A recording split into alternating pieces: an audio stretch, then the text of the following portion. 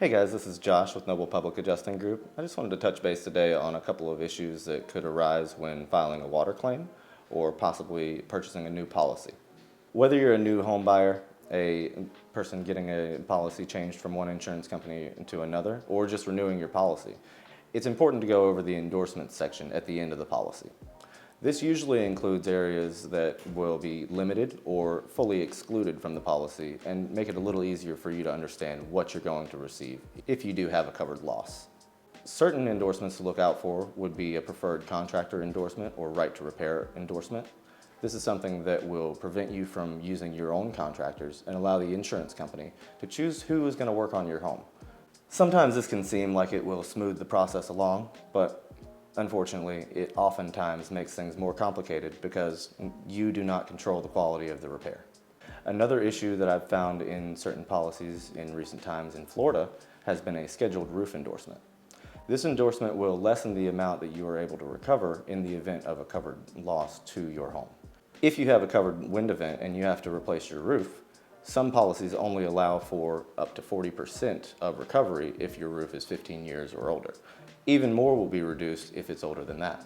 So making sure to look at what age your roof is very crucial, as well as making sure this endorsement is something that you can stay away from if possible.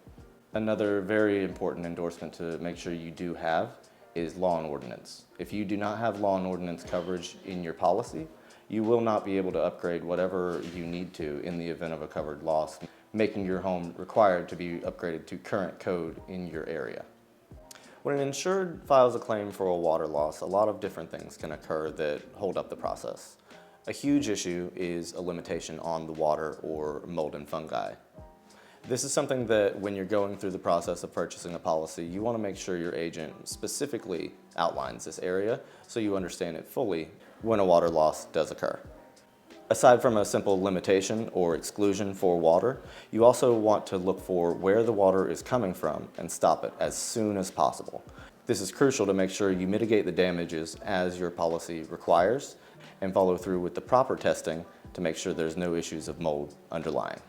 When removing the water and replacing the material, it may turn into a much more costly job than what you think it's going to be. This is where you want to make sure that limitation does not affect you.